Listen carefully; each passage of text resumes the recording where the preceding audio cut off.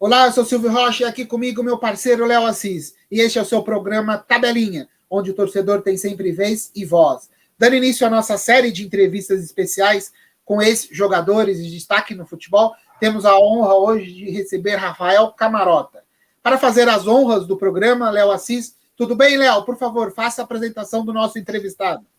Tudo bem, Silvio, graças a Deus, uma boa noite para você, Silvio Rocha, e uma boa noite, Rafael Camarota, e muito obrigado pela sua humildade em participar de um programa que está começando agora, um programa pequeno ainda, um programa humilde. Isso mostra aí o ser humano incrível e maravilhoso que você é. Tenho aí a felicidade de recebê-lo e queremos ouvi-lo de uma forma espontânea e aberta. Fica à vontade, Rafael. Beleza, Léo. Boa noite a todos aí, boa noite ao Silvio. Para mim é um prazer muito grande, né? Estar conversando sobre futebol com vocês e a gente está à disposição. Muito bom, muito bom. Silvio, posso já mandar a primeira pergunta para esse homem aí? Que esse homem ele não tem papa na língua, não. Ele fala mesmo, hein? Isso é muito bom, muito bom. Eu queria saber, cara, dentro de tudo que eu li e assisti você dentro de campo, na minha opinião, você deveria ter disputado uma Copa do Mundo, talvez não como titular, ou como titular, não sei, né? Mas você vislumbrou alguma hora ali na sua carreira, principalmente a Copa de 86, em poder ter participado do grupo? Eu lembrei não, né? Eu fui lembrado. O Tele foi ver meus 2 jogos finais, né? Contra o Bangu no Rio e contra o Atlético Mineiro lá em Minas. Foram os 2 jogos que realmente eu tive que trabalhar bastante, né? Mas durante o campeonato todo, nós fomos bem exigidos, né? Se você for comparar os times de 85 com os times de hoje, não existe comparação. Cada time era uma seleção, né? Eles tinham 3, 4 jogadores, convocados para a seleção brasileira. Então, eu acho Pode continuar. Principalmente você chegar a um título de campeão brasileiro em 85 com os times que tinham na época, né, Léo? Atlético Mineiro de João Leite, Nelinho, Luizinho, Paulo Isidoro, Reinaldo, mais ou menos, né? Era um time fraco. Fora o Silvio, Flamengo, uma pergunta. O grande time era o Flamengo na época, né? Flamengo, Palmeiras, Corinthians, Santos, Inter, Grêmio. O esporte também, né, Rafa?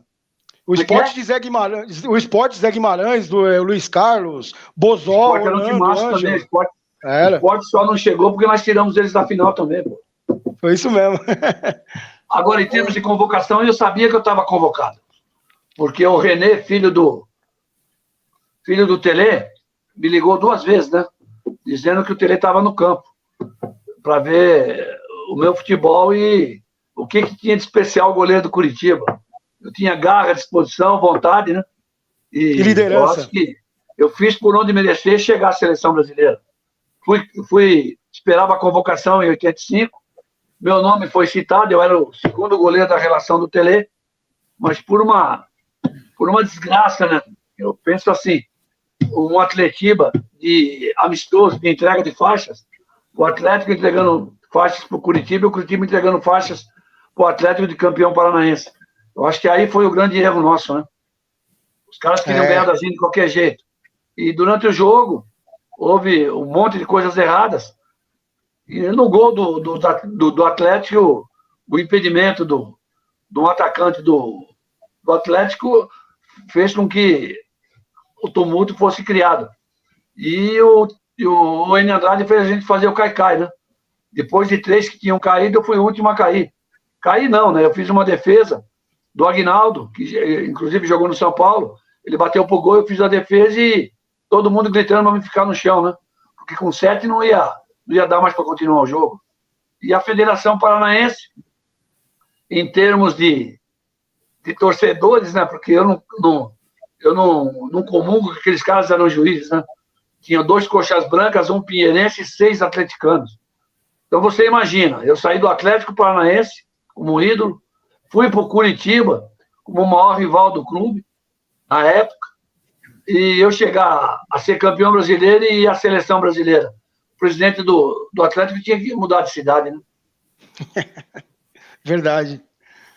Rafael, Queria que você falasse, Léo, deixa eu só perguntar para ele. Assim, já que ele entrou na parte dos Mas times... a causa toda foi essa, Silvio. Me tiraram da principal e me botaram no pré-olímpico. Tanto que está aqui, ó. Dunga, Dida, Mauricinho. Era uma seleção de jovens, né, com 20, 21 anos, e eu com 32 na seleção no pré-olímpico. Eu tinha que estar na principal. E lá no Chile eles me perguntavam, por que você não está na principal, pô? Falei, eu estava, né? Me mandaram para o pré-olímpico. Legal. Rafael, me conta, vamos lá atrás, quando você começou no Corinthians, daí depois você foi emprestado para Ponte Preta, você estava naquele jogo do 77, né? Você fazia parte do grupo, depois você foi para o Atlético, do Atlético campeão, jogou com Washington e Assis, né? Foi campeão, depois foi vendido para o Curitiba. Queria que você contasse um pouco essa cronologia aí sua dos times, por favor. A minha estreia no Corinthians foi em 72 contra o Atlético Mineiro, né? Eu acho que o Atlético Mineiro sempre teve na minha vida. E com 18 anos, o Strick me subiu profissional, né? O Ado era tricampeão do mundo na época, bom goleiro, meu grande amigo. E nós fomos fazer uma... Como é que eu diria? Uma pré-temporada em Poços de Caldas. Foram os 4 goleiros atuais e eu fui junto. Eu estou em Poços de Caldas agora. Ele me pediu que eu fosse junto com a delegação do Corinthians para Poços de Caldas. Mas eu jamais imaginava que eu ia estrear contra a Caldense lá, com o Ado no Corinthians, com 2, 3 grandes goleiros, né? O Sidney também estava no Corinthians, o Leonete estava no Corinthians, o Armando estava no Corinthians, e eu vinha vindo das equipes de base, né? Mas eu acho que a minha permanência no clube foi essa. Como você falou que eu fui para Ponte Preta emprestado, eu fui para Ponte Preta trocado. Veio o Galo e o Mosca para o Corinthians, e eu fui para Ponte Preta em definitivo. Então o Corinthians faz péssimos negócios desde aquela época, é isso, né? Mas você nunca pode dizer que um cara da base pode chegar no profissional e estourar, né? Nós vimos muitos jogadores assim, não dá certo num clube, no outro rebenta. Mas eu provei meu valor no Paraná, né? Depois de eu ter ficado 5 anos na Ponte Preta. Em 77 eu estava na Ponte Preta no jogo fatídico que nós tivemos, né? No Morumbi. Nós perdemos a primeira, ganhamos a segunda, e a terceira não tinha como ganhar, né? Se você for ver time por time, o time da Ponte Preta era melhor. Mas a torcida do Corinthians ganhou o jogo, né? A grande realidade foi essa. Rafael, você tem alguma, assim, por você ter começado no Corinthians, mas você não ter feito sucesso, Antes que você faça a pergunta, eu sou corintiano. Legal, mas assim, você tem alguma mágoa assim, de não ter estourado no Corinthians, não? Não, eu acho que futebol, cada dia você aprende alguma coisa, né? Eu voltei em 81, comprado por 8 milhões. Era um bom dinheiro. Eu estava no Grêmio de Esportes Maringá. Eu tinha Santos, eu tinha Flamengo, eu tinha Fluminense, eu tinha Palmeiras para voltar, e eu quis voltar pro Corinthians. Vieram me buscar. E o Corinthians pagou no meu passe 8 milhões. Só que aconteceu um monte de coisas que, se fosse hoje, eu não batia de frente como eu bati, né? A grande realidade foi essa. Mas são aprendizados que você faz na vida, né? E eu tornei a voltar ao Paraná, no Atlético Paranaense, onde eu fui campeão paranaense, bicampeão e melhor goleiro do estado, né? Então, eu acho que são coisas que você vai aprendendo, né, Silvio? Tá, mas como o Atlético Paranaense deixou você sair para o Curitiba, que é um dos principais rivais dele lá no estado? Como que foi essa transação? Na nossa época era muito difícil você sair de um clube grande e ir para outro clube grande, né? Principalmente pela rivalidade que tem os clubes. Mas em 85, o Campeonato Brasileiro, você tinha que fazer um tanto número de pontos para classificar, para disputar o Campeonato Brasileiro. Eram quase 60 clubes, né? Nós fomos divididos em 2 chaves de 20. E o Atlético, por infelicidade nossa, nós não classificamos. E eu vim emprestado para Portuguesa e não acertei. Veio eu, Jorge Luiz e o Nivaldo. E eu voltei para Curitiba. Só que a gente não tinha o tal de celular na época, né? A gente só tinha o telefone fixo em casa. E o Hélio Alves me ligou e perguntou se eu queria ir para Curitiba. Eu falei, pô, eu tô querendo ir para Curitiba desde que eu saí do Maringá, pô. Eu sempre senti vontade de jogar no Curitiba, mesmo estando no Atlético, né? Eram os dois grandes clubes da cidade. E o presidente do Atlético, era o Valmor Zimmermann, falou, eu não empresto e só vendo. E eu quero dinheiro no ato. Não quero promissória, não quero cheque. E eu fiz ver a eles que ia ser muito difícil eu sair do Atlético e ir para Curitiba, né? Foi quando o Evangelino entrou na conversa e falou, manda eles esperar uma semana que eu vou levantar o dinheiro.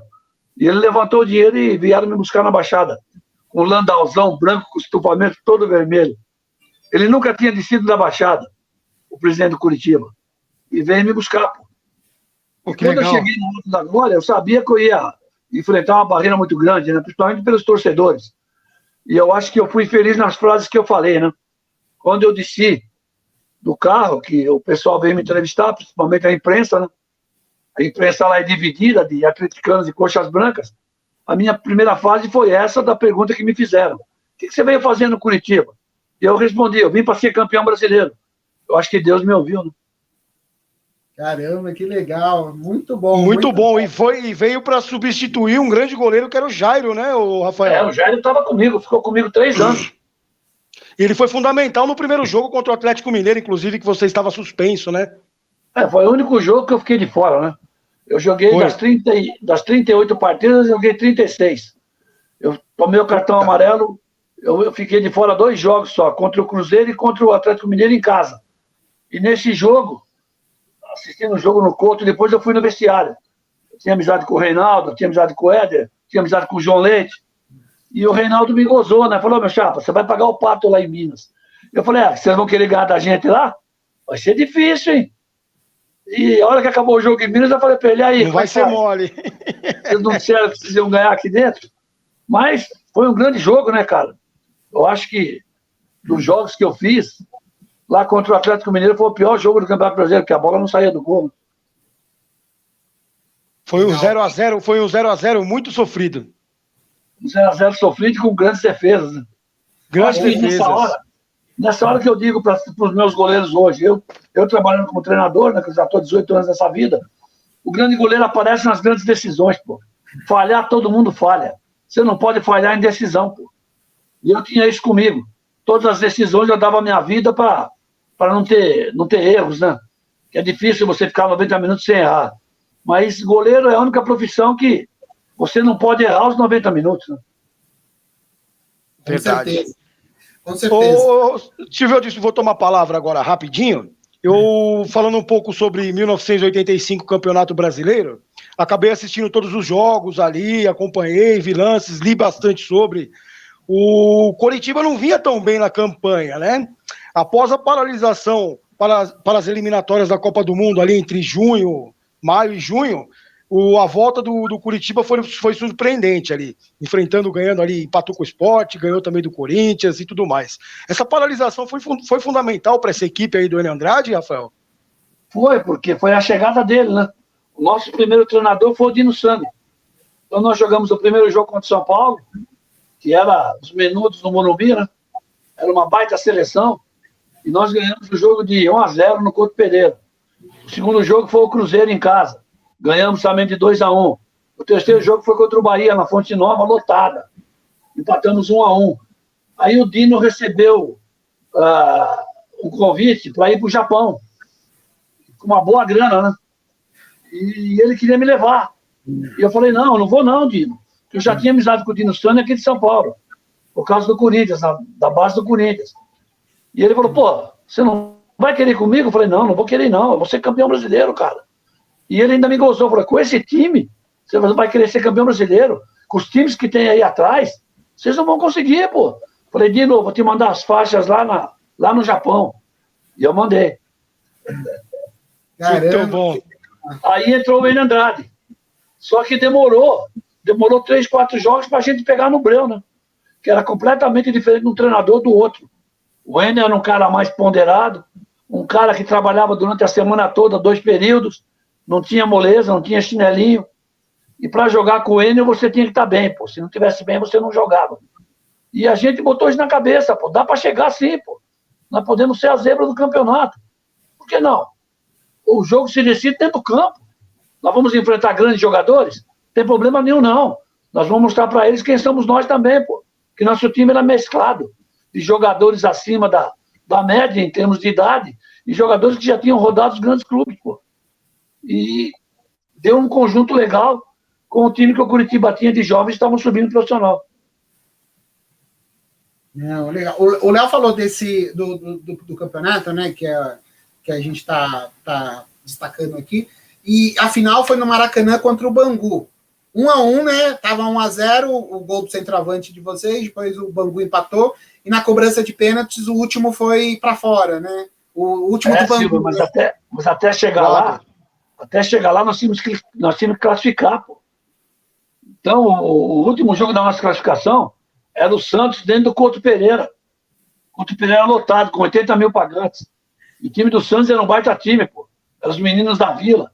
O Marola e companhia, meu grande amigo Marolinha. Ficamos juntos no Atlético também um bom tempo. Mas não foi fácil você... O Fluminense jogava no Rio, precisando só de uma vitória, e a gente tinha que ganhar do Santos dentro do Couto para poder ir para a final. Nós estávamos empatando o jogo 1-1 até os 44 do segundo tempo. E o Fluminense estava ganhando 2-0 no Maracanã. O jogo deles terminou antes, e o nosso terminou 5 minutos depois. E aos 45 nós fizemos o gol da vitória, né?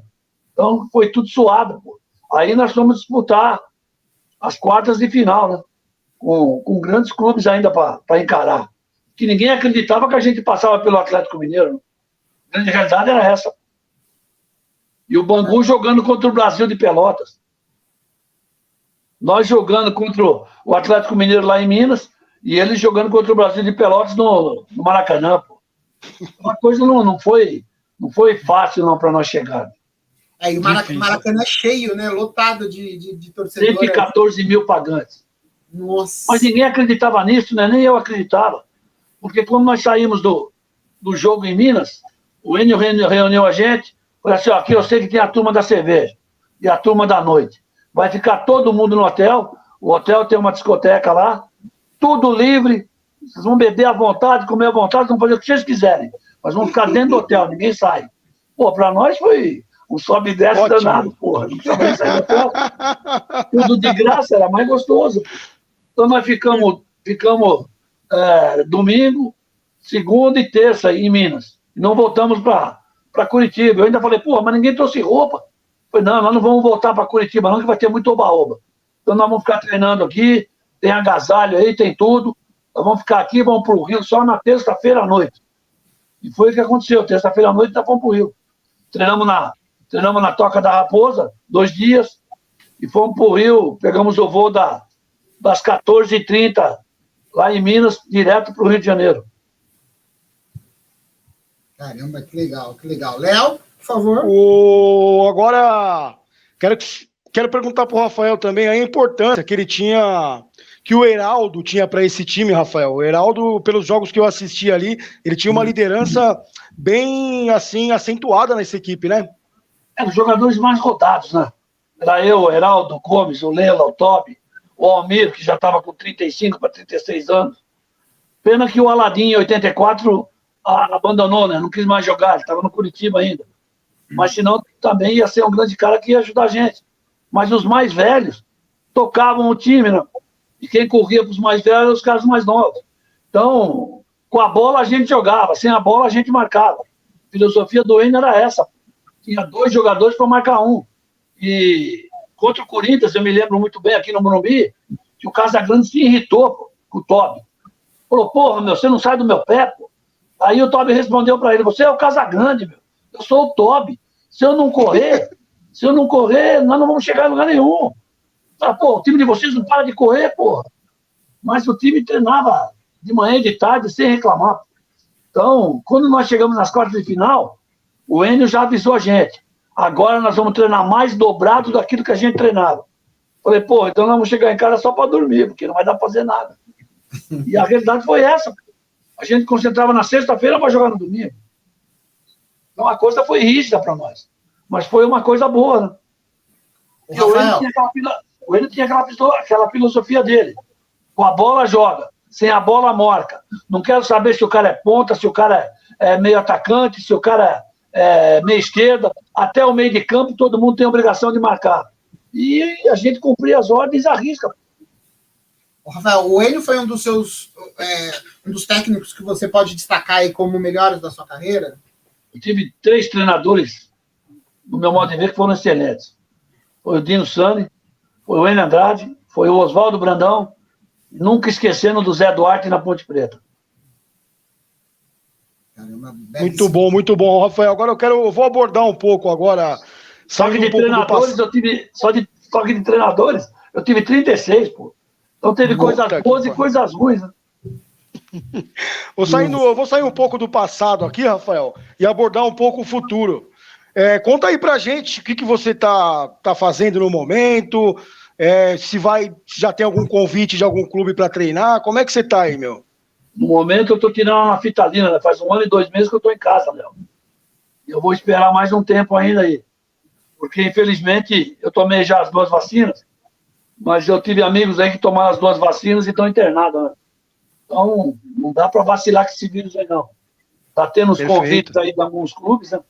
Mas eu estou fazendo ver a eles que eu tô com 68 anos, eu ia falar 86, né? Mas quase que eu me perco a ala. E não dá para vacilar, não, cara. É isso aí. Tá certo. Mas você pensa em dirigir um time ainda, quando tudo isso passar, assim, você pensa em ser treinador de campo?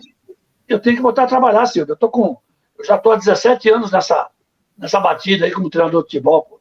Mas pra gente só sobra a Série A3, a segunda divisão, a B1 não sobra, a B2 também não sobra, porque já tem aqueles treinadores que estão cativos ali, né? São 20 na A1 e 20 na A2.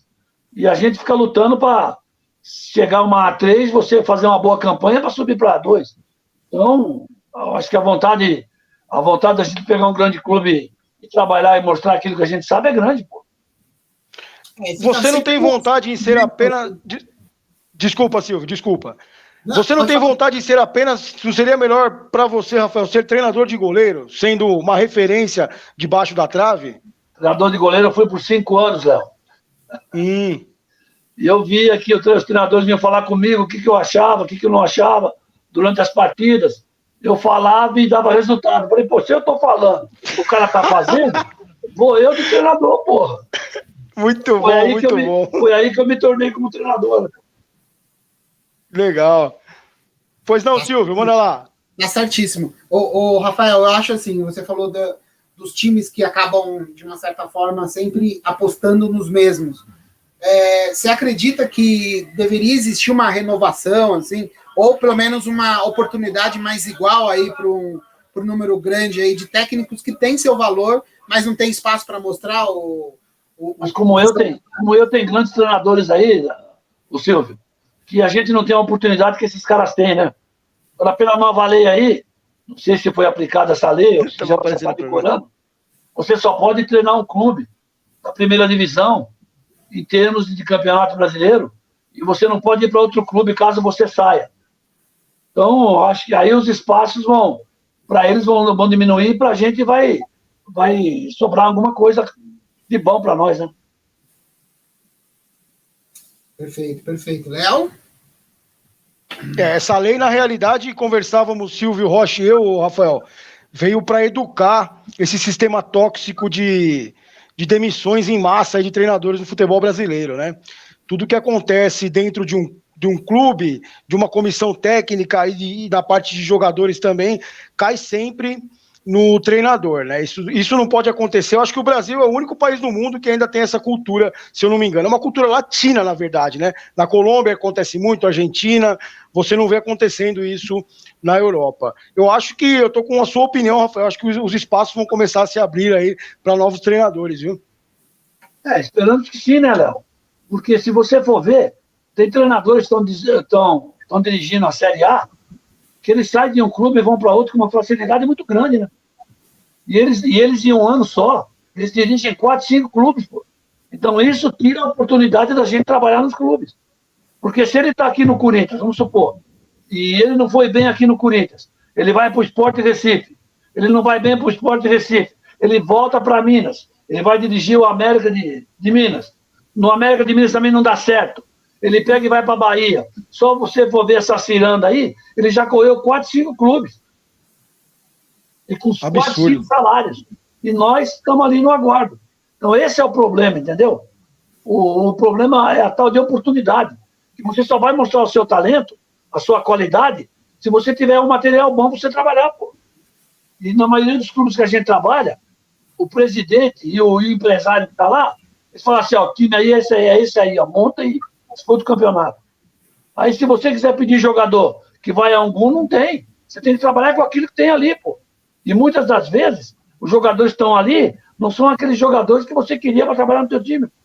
Que eles não conseguem fazer aquilo que você quer. E a primeira coisa que você falou é isso. A primeira coisa que eles cortam o pescoço é o treinador.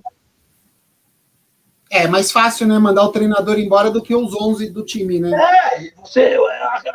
O ano retrasado ainda brinquei com o meu preparador físico, que é o Paulo César. O Paulo César ficou 20 anos no Corinthians e foi campeão mundial com o Corinthians em termos de preparação física. Eu ainda brinquei com ele. Falei, pô, os caras estão na primeira, estão na segunda e estão na terceira.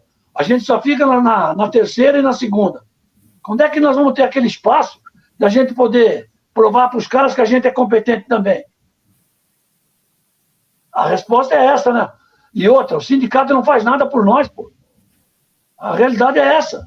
Ninguém vê isso. Eu tenho a impressão que existe um conluio desses novos treinadores aí, que esses cursos que eles fazem, essas conferências, essas reuniões todas, parece que existe um conluio que eles querem fechar um grupo, que nem você mesmo falou, Rafael. Você vê que são sempre as mesmas figuras dentro dos times de Série A e Série B, né? E existem os ex-jogadores do Brasil, pelo Brasil afora, tem você, e posso citar outros aí também, são ex-jogadores e são pessoas competentíssimas. Eu acho que o Brasil precisa disso, cara. O Enio Andrade e o Tele já dizia, a boa faculdade é o bom jogador. Aquele que entrou em campo e soube fazer o que tinha que fazer dentro do campo. Você pode fazer cursos para você se aprimorar. Só que futebol você não aprende na escola e nem na faculdade. Você aprende dentro das 4 linhas, trabalhando. Isso eu ouvi de Tele Santana e ouvi de Enio Andrade. Essa é a grande realidade. Você pode até fazer os cursos, agora você é obrigado a fazer cursos. O Renato Gaúcho já falou isso quantas vezes? Monte. Quem é que acreditava que o Renato ia ser um grande treinador? Tá aí, ó. O cara em 4 anos ganhou tudo dentro do Grêmio. E ainda tinha um diretor lá azucrinando o ouvido do cara para ele sair. Pô. Então são coisas que, no futebol, se vocês ficarem pelo menos um mês dentro de um clube de futebol e ver o que acontece, vocês param de torcer. O ego é muito grande, cara. O Rafael e Léo, deixa eu perguntar agora pro Rafael. Assim, os tempos eram outros. Assim, hoje você vê jogadores aí ganhando 1 milhão por mês, 500 mil. Rafael, você fez bons contratos ao longo da sua vida? Como que você vê hoje essa parte financeira aí que é paga para os jogadores?